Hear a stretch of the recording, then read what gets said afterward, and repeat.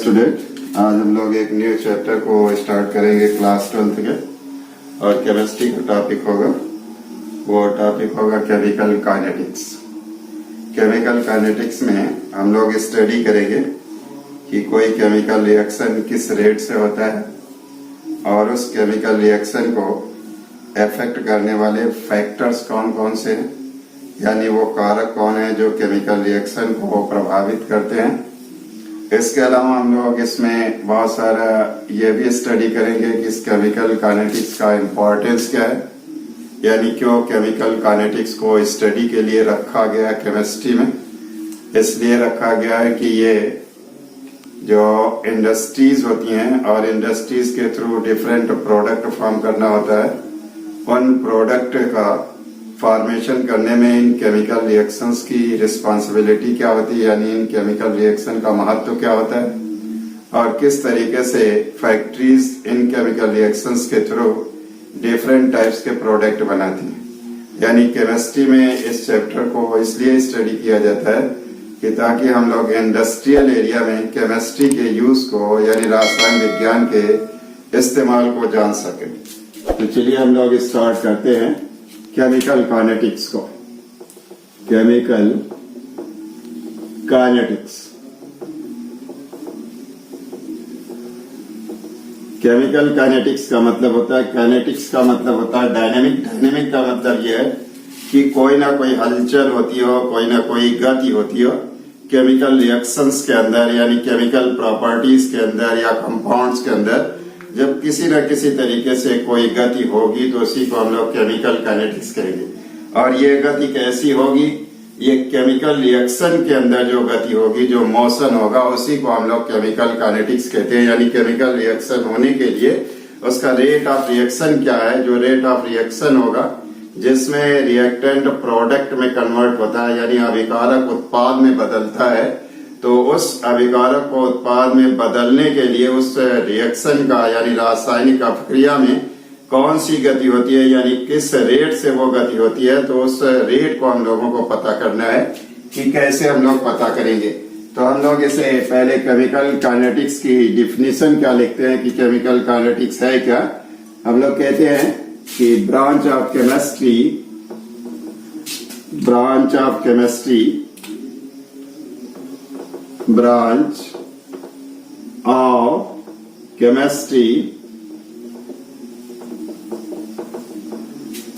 which deals with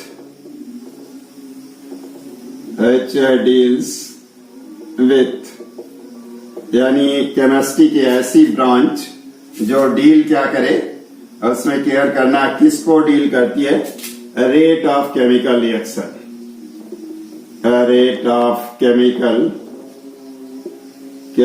reaction.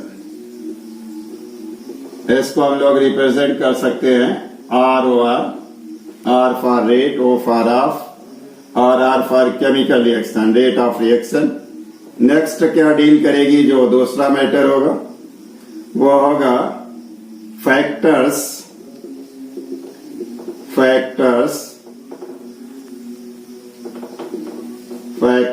affecting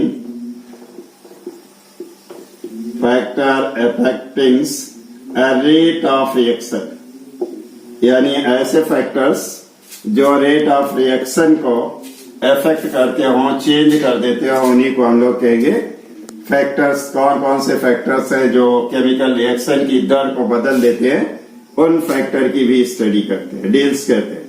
next होगा mechanism of reaction, mechanism of reaction, यानी chemistry की वह branch जो रेट ऑफ केमिकल रिएक्शन को डील करे, उसके अलावा उन फैक्टर्स को भी डील करे जो रेट ऑफ रिएक्शन को चेंज करते हो। और थर्ड कंडीशन होगी मैकेनिज्म ऑफ रिएक्शन, यानी उस रिएक्शन की मैकेनिज्म क्या है, उसको कौन डील करने वाले हैं, यानी मैकेनिज्म को भी डील करता है। यानी केमिस्ट्री की वह शाखा या रसायन विज्ञान की वह शाखा जो किसी रासायनिक अपक्रिया की दर, उसे प्रभावित करने वाले कारक और उसकी क्रियाविधि को प्रभावित करते हैं, उसकी क्रियाविधि का अध्ययन करती है, उसी को हम लोग केमिकल काइनेटिक्स कहते हैं, रासायनिक बलगतिकी के नाम से जानते हैं। अब चलिए हम लोग रेट ऑफ रिएक्शन को स्टडी करते हैं कि रेट ऑफ रिएक्शन है क्या। Rate of reaction, rate of reaction का मतलब हम लोग कहते हैं कि अभिक्रिया दर जिसे कहा जाता है, अभिक्रिया दर। ये अभिक्रिया दर क्या है? यहां हम लोग कहते हैं change in concentration, change in concentration of reactant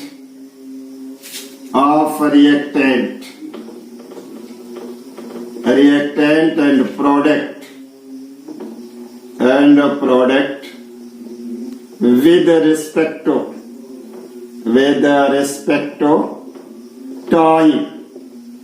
time के साथ साथ, समय के साथ साथ रासायनिक अभिक्रिया के अभिकारक के कंसंट्रेशन में और उत्पाद के कंसंट्रेशन में जो परिवर्तन होता है उसी को हम लोग रेट ऑफ रिएक्शन कहते हैं।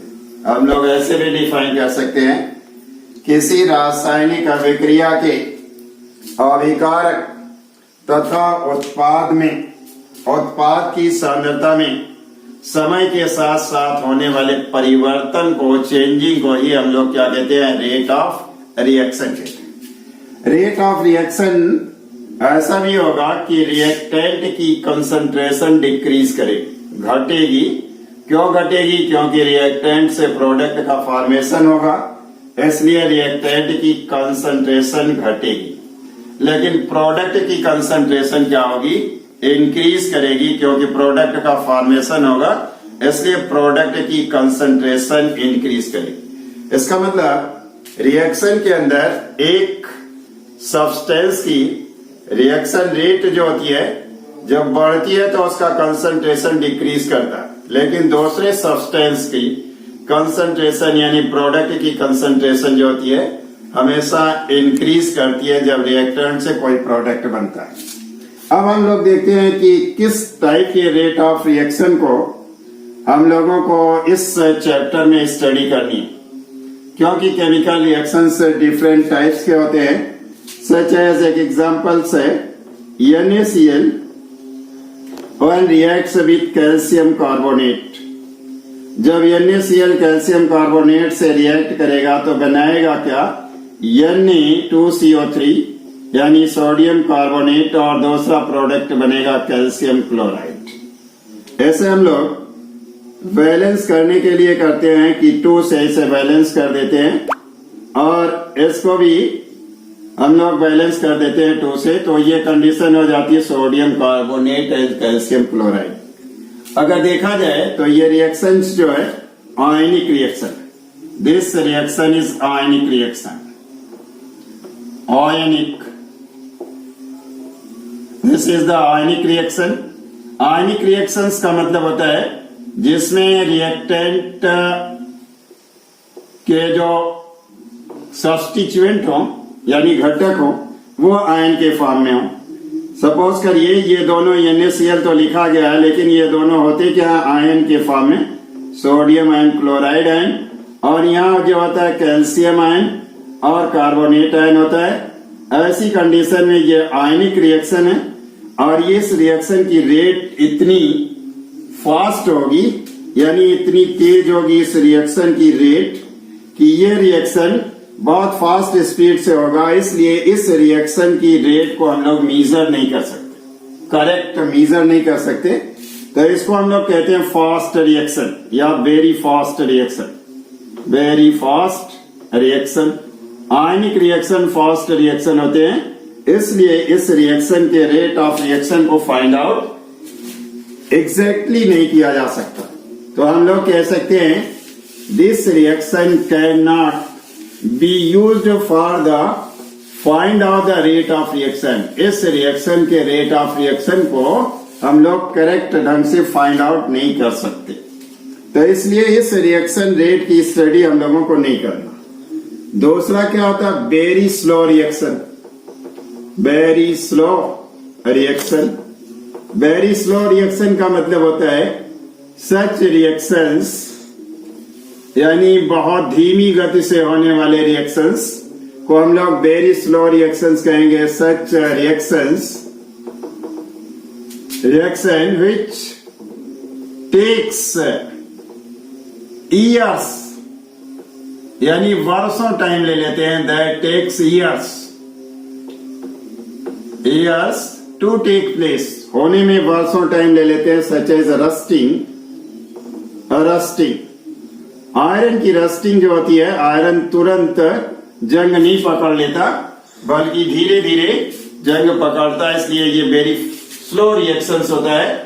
इसके भी रेट ऑफ रिएक्शन को फाइंड आउट करने के लिए बहुत ज्यादा टाइम लगता है, इसलिए ऐसे भी रिएक्शन का rate of reaction find out नहीं किया जाता। और इंडस्ट्रीज ऐसे रिएक्शन को कराती भी नहीं कि जिसमें बहुत ज्यादा लेंदी टाइम लगे और प्रोडक्ट बहुत डिले बने, इसलिए रिक्वायरमेंट, मार्केट की रिक्वायरमेंट इंडस्ट्री पूरी नहीं कर सकती है, इसलिए इस रिएक्शन को भी हम लोग स्टडी नहीं करते, इसके भी रेट ऑफ रिएक्शन को फाइंड आउट नहीं कर सकते। नेक्स्ट है मॉडरेट रिएक्शन। मॉडरेट रिएक्शन का मतलब होता है ऐसा रिएक्शन जो जिसकी रेट ना तो वेरी फास्ट हो ना वेरी स्लो हो, उसी को हम लोग मॉडरेट रिएक्शन कहते हैं। इसको मॉलिक्यूलर रिएक्शन भी कहा जाता है, यानी आणविक रासायनिक अपक्रिया भी कहा जाता है। चलिए बच्चों, बस आज का लेक्चर यही तक, फिर मिलेंगे नए लेक्चर के साथ। Don't forget watching my video lecture, share, comment and so on.